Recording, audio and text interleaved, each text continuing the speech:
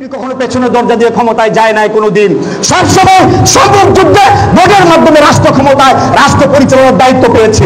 আজকেও যদি আমরা স্বপ্ন দেখি এমপি হব, আমরা অনেক কিছু হব, মেয়র হব, উপজেলা চেয়ারম্যান হব, আমরা ভোট ছাড়া কিছু বুঝি না, সেই কারণেই কষ্ট করেছি, সংগ্রাম করেছি। তাহলে ভোট যদি পেতে হয় তাহলে তো মানুষের হৃদয় অর্জন করতে হবে, মানুষের ভালোবাসা অর্জন করতে হবে। আমরা যদি মনে করি রাতারাতি শুধুমাত্র মার্কা আসবে আর ধুমধাম হয়ে যাবে, এত স্বপ্ন দেখছেন না। আমাদের বিএনপি ভারপ্রাপ্ত চেয়ারম্যান বলেছেন বাংলাদেশের ইতিহাসে সবচেয়ে কঠিন নির্বাচন হবে এই নির্বাচন, এবং স্বচ্ছ এবং অত্যন্ত কঠিন নির্বাচন। সেই কারণে আমাদের আজকে কায়সার কামাল সাহেব যদি আপনারা একদিন বানাতে চান তাহলে মানুষের কাছে যেতে হবে, মানুষের ভালোবাসা অর্জন করতে হবে, মানুষের হৃদয়ে যেতে হবে। আমরা চরণে বরণে কথাবার্তায় বডি ল্যাঙ্গুয়েজে এমন কোনো কাজ করা যাবে না যাতে বিএনপি ভারপ্রাপ্ত চেয়ারম্যান তারেক রহমানের সংকট হবে, যাতে বিএনপির বদনাম হবে, যাতে ব্যারিস্টার কায়সার কামাল সাহেবের বদনাম হবে।